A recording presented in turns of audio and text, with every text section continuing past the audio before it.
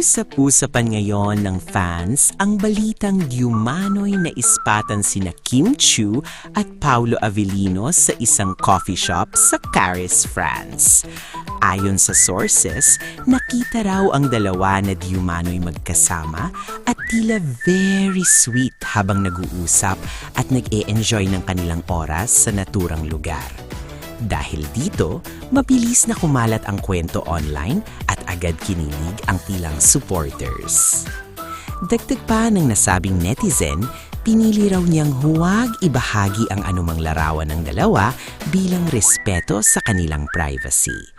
Para sa maraming fans, mas lalo pa itong nakadagdag sa kilig dahil ipinapakita nito na may mga taong handang igalang ang personal na espasyo ng mga artista kahit pakilalang personalidad ang mga ito.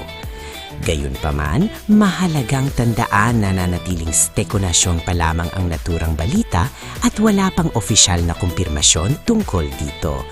Pero para sa Kim Pao fans, kahit ganitong idea pa lang ay sapat na upang magbigay saya at kilig habang patuloy nilang sinusubaybayan ang bawat galaw ng tambalan.